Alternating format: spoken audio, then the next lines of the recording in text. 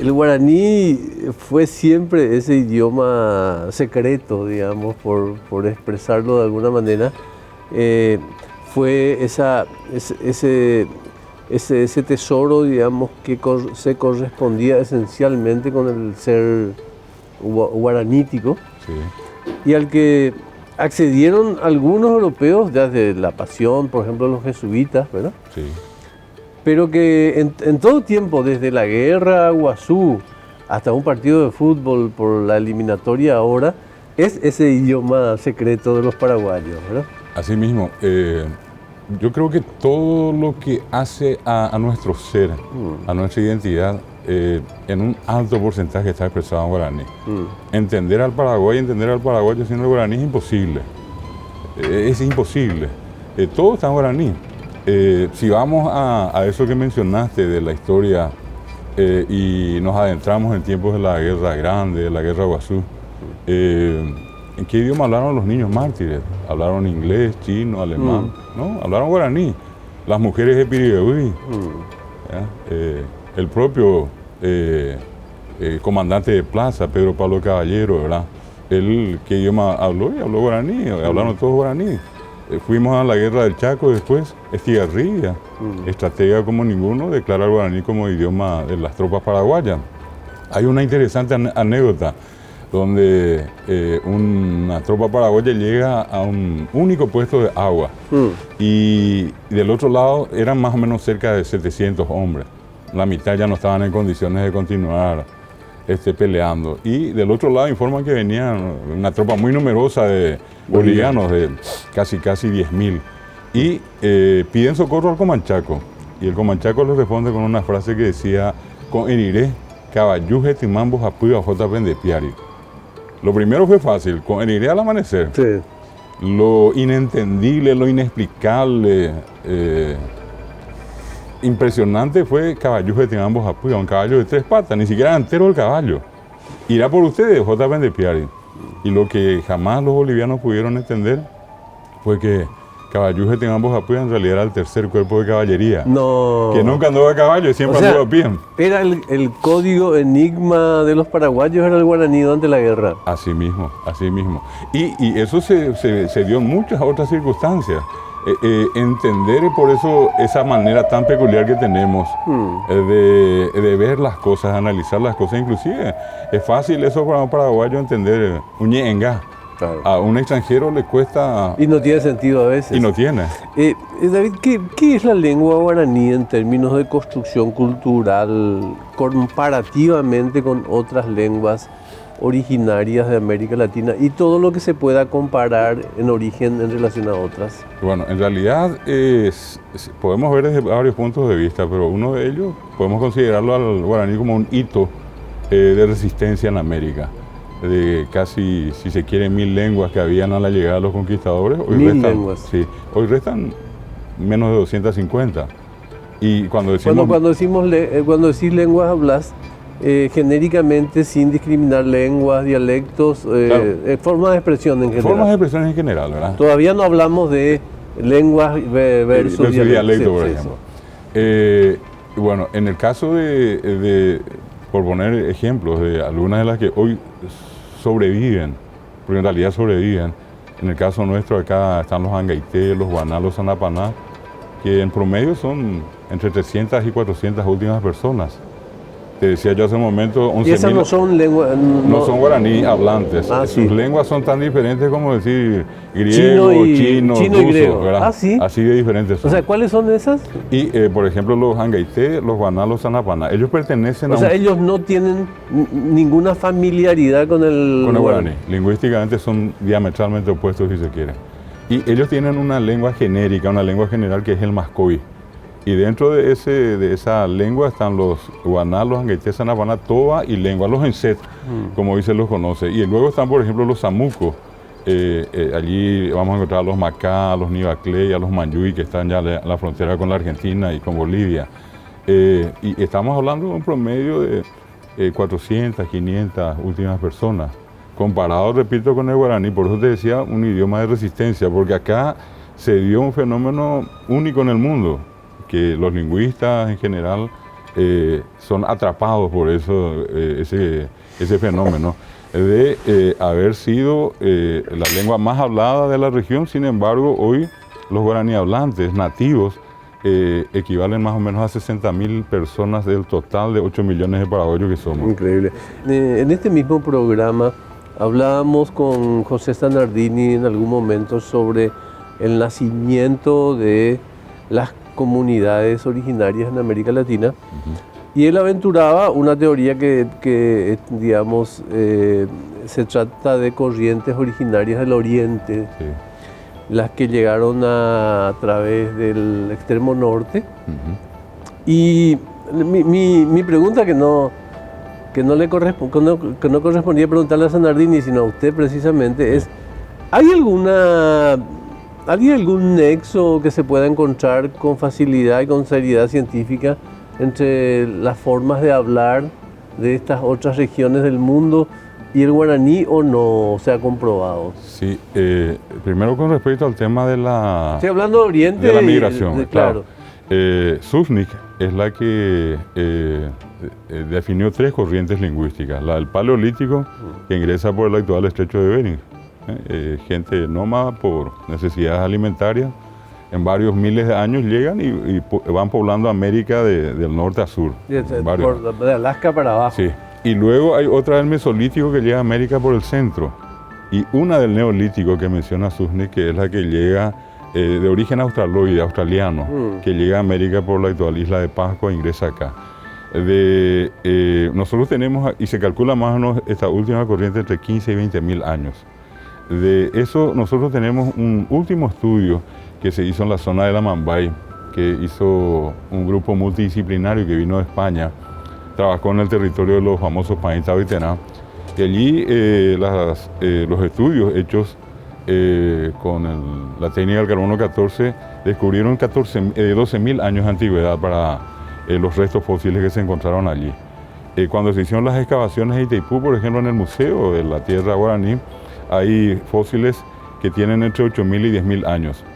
Y un trabajo que hizo Perazo, no lejos de acá, en el pueblo de Caballero, allí se habla de poblaciones que vivieron 3.620 años atrás. Así, si solamente tomamos ese dato y le restamos los 500 años del famoso descubrimiento de América, hay 3.120 años de historia de gente que aquí vivió que nosotros no conocemos, salvo por este trabajo. Y si somos más drásticos, le restamos los 2.000 años de Cristo, hay 1.600 años documentados científicamente de gente viviendo acá en Caballero. Mientras los egipcios empezaban a construir las pirámides, acá ellos enterraban a sus muertos en urnas. Siempre tuvieron la delicadeza hasta de enterrar a sus muertos en urnas. Ahora, en cuanto a la semejanza, partiendo de estas teorías, hay, por ejemplo, estudios muy interesantes que se hicieron entre el japonés y el guaraní. Y existen notables coincidencias, si se puede decir. La palabra cuará de cuarají, por ejemplo, aparece casi con la misma característica en el japonés como también en el guaraní. Una palabra como oki, por ejemplo, con una pequeña variación en la pronunciación, es lo mismo, tanto allá como acá. El hecho de tener sílabas directas, ¿qué significa eso? Una consonante, una vocal, una consonante, una vocal. El guaraní tiene esa característica. Yo digo ka, ba, yu. Ka, a, consonante vocal, o b, a, j, u. Yo, ko, ha, ma. Yo, ko, ha, ma. Bueno, esos son estudios que se hicieron y que demuestran un cierto parentesco, una cierta afinidad. Sin embargo, acá en la región y con respecto a otros idiomas, el guaraní sigue siendo muy distinto. Por ejemplo, al aymara, al quechua, al mapuche, que son las otras lenguas que tienen todavía una predominancia en el número de hablantes. Igual, entonces, sabemos científicamente que hubo por lo menos 3 puertas de entrada en 3 regiones casi equidistantes, o sea, extremo norte, centro y sur de América. Sí. Y de las tres, en los estudios que realizó Susnik, de las tres corrientes migratorias hay representantes todavía hoy en Paraguay. Y ella tomó, por ejemplo, las características del cráneo, varias características, tipificaciones que ella tuvo en consideración para encontrar muestras de las tres corrientes. 60.000 años, 40.000 años y 20.000 años en promedio, ¿verdad? De eso, lastimosamente, Augusto, nosotros tenemos un pequeño gran problema. Hasta hoy nosotros no contamos con la carrera de arqueología en Paraguay y pocos estudios revisionistas de historia nuestra. Lastimosamente los libros de historia que leemos hasta hoy son muy colonialistas. Claro, nos muestra la historia de la perspectiva europea, sí, pero obviamente. Si nosotros miramos cualquier libro que hayas leído vos o cualquier otra persona que nos ve, va a recordar que con el título de culturas precolombinas, los guaraníes, los primeros habitantes, hay una o dos hojas escritas. Y a partir de la presencia española, aparecen 200 hojas adelante. Sí. ¿Verdad? ¿Cuántas formas de guaraní conviven en el territorio guaranítico en general? Y ya que estamos hablando del territorio guaranítico, ¿cómo está conformado? Bueno, tomamos toda la región que viene desde el Caribe. Caribe, Caraíbe, una palabra guaraní. Por ejemplo, Guayá, que está en Guayaquí, está en Guayana, que decimos Guayana. Quiero decirte que estuve una vez en una comunidad indígena ubicada en el Caribe y localicé por lo menos 7 palabras absolutamente coincidentes con el español. Bueno. Algunas de ellas se traducían incluso igual. Sí. Tu tocayo Augusto Campo Caballero tiene una obra muy interesante sobre el guaraní en Cuba, ¿verdad? Ahora, justamente tomando allí en la zona nomás, ¿verdad? En la región allí, Guayana, Guayá o Guará, quieren decir persona, Guarayo, Guarayu, ¿verdad? Y Guayá o Guará, puede que en el transcurrir del tiempo se haya producido una degeneración fonética, una degradación. Y la cuestión es que hasta hoy decimos Guayaquí. ¿Quiénes son los Guayaquí? La palabra Guayaquí es el nombre que los hermanos, así entre comillas, guaraní, Paí, Mbuyá y abajo guaraní le pusieron a los H. No son H, sino H. A ellos nosotros los imitamos con el chache, chide, cachique y compañía, los H. ¿Por qué? Porque los H son más bajos, tienen la piel más amarilla y los ojos más estirados. Y la palabra aquí quiere decir extraño, que no son nuestros, que no son nuestra familia. Por eso decimos Oñemboquí. ¿Qué significa? Se está juntando con alguien que no es de los nuestros. Después puede ser nuestro aná. El aná es el pariente. Guayanaya es Ñanderejeguá, Ñande Pejengüe, nuestra familia. Guayaquí es extraño. Y Guayana es pariente. Estamos hablando de familia. Estamos hablando de regiones de América también. Allá arriba. Y vamos a bajar ahora. Vamos a llegar al otro país que tiene nombre guaraní, Uruguay. Que hoy decimos Uruguay, claro. Así como Paraguay es Paraguay. Claro. Hasta ahora la gente dice Jata Paraguay, la correcta pronunciación. Uruguay es el caracol de mar, en realidad nasal, un Uruguay. Y el guaraní tiene la característica de denominar siempre los lugares por la presencia abundante de ciertos elementos. Cuando te dice acaray, el acará es el nombre de un pez y es equivalente a decir río donde abundan los acarás. No es que solamente hay acará, abundan. O te dice pirapeí, donde están los pirapé, que son los salmones. O te dice yabebirí, hoy es yabebi. Yabebi es la mantarraya o raya. Claro. O surubí. Y en este caso Uruguay, agua o río de los caracoles de mar. Allí tenemos, ahí está Tacuarembó, están varios otros lugares. Claro, en Brasil también. Brasil, el centro de la política brasileña, Itá, Maná, T, que ellos escriben con la Y, es Itá, piedra, Maná, deforme, todo lo deforme, Maná, y Maná, Xaxambá, decimos nosotros guaraní, y T. El lugar donde abundan las piedras de forma. Irregulares. El más grande estadio del mundo, Maracaná. Maracaná es el nombre de un loro en guaraní. Maracaná. Sí. ¿Cuántos lugares hay para ver Maracaná? El nombre del lugar, Maracanaí, por ejemplo. Sí. Y el famoso autódromo Yacarepaguá. Yacarepaguá es una variedad. Así como Yacarenjú, Yacareovero, Yacarepaguá, ¿verdad? Bolivia nosotros tenemos acá Camini cruzando. ¿Pero qué diferencia? ¿Por qué encontramos esa diferencia en la expresión, en la verbalización del guaraní en, a ver, te voy a citar 3 regiones. Sí. Bolivia, Paraguay y Corrientes, por ejemplo.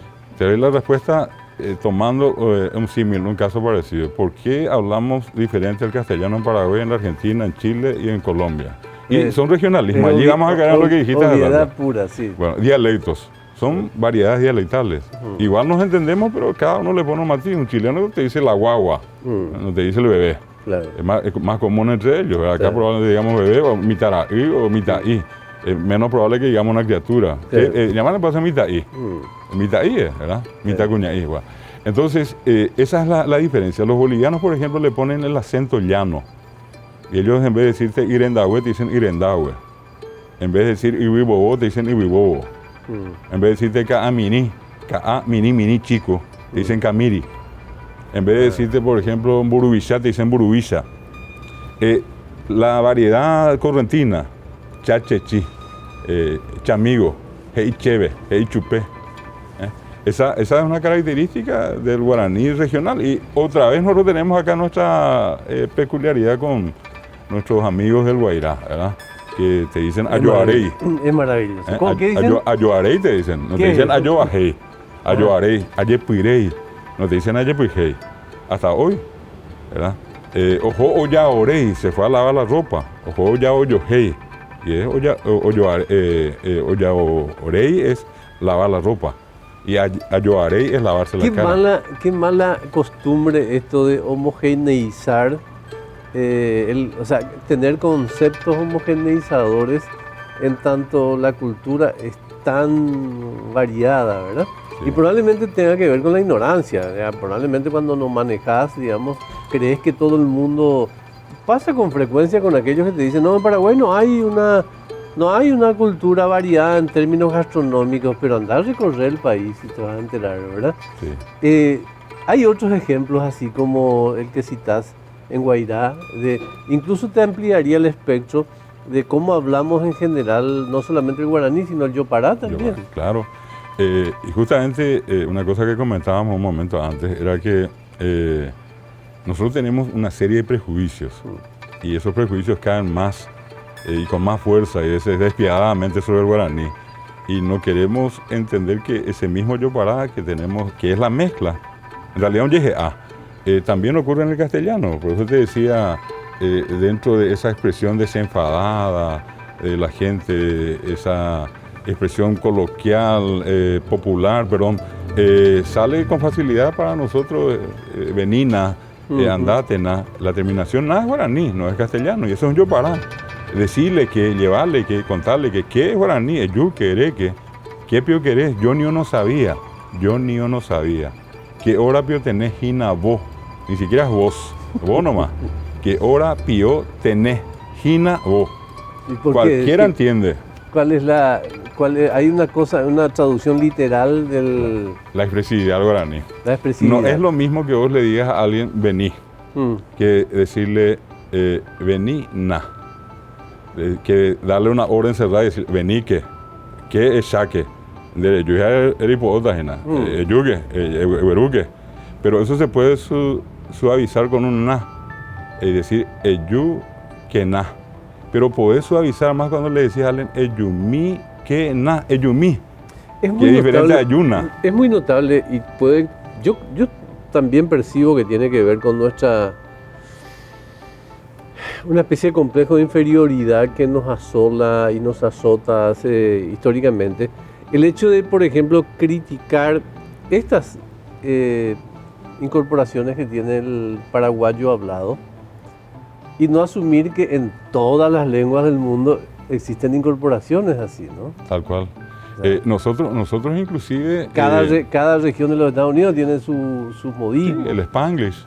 Claro, también. Allí en la frontera, ¿verdad? Y es una cuestión que es inevitable.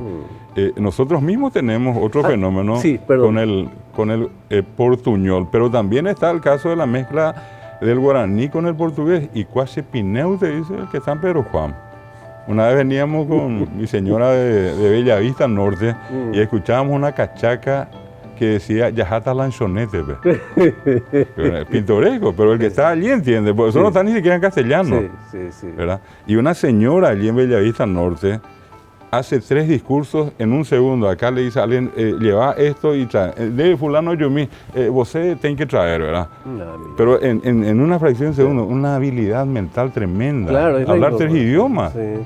Y supongo que también pasa eso en regiones donde hubo otros tipos de asentamientos como ingleses, porque hubo así por la construcción ferrocarril, por ejemplo, en Paraguay. Te doy un caso.